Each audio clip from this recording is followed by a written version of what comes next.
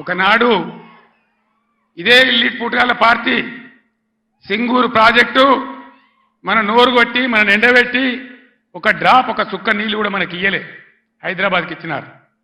బాధపడ్డాం, ఏడ్చినాం, పొలాలు ఎండిపోయినాయి. అక్కడ నిజామాబాద్ వాళ్ళు ధర్నా, ఇక్కడ మెదక్ వాళ్ళు ధర్నా. ఇయ్యలే. తెలంగాణ వచ్చినాక కదా ఇదే హరీష్ రావు ఇరిగేషన్ మంత్రిగా ఉండి జటా కాలువలు తవ్వి నీళ్లు సింగూరు కాలువలు తవ్వితే కదా అందులోకి నీళ్ళు వచ్చినాయి, పంటలు పడినాయి.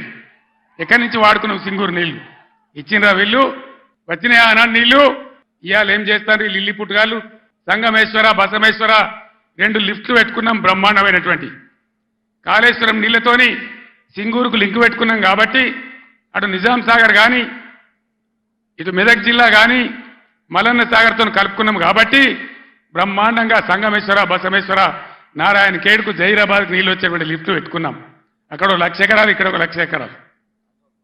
ఆందోళన నియోజకవర్గానికి కూడా 1,00,000 ఎకరాలు. ఎక్కడ పెట్టిన దాన్ని? ఎందుకు పడబెట్టినరు? ఎందుకు కోల్డ్ స్టోరేజ్లో పెట్టినరు? దయచేసి మీరు ఆలోచన చేయాలి. నేను మీ అందరినీ కోరుతా ఉన్నా, దళిత బిడ్డలను దళిత మేధావులను నేను కోరుతా ఉన్నా.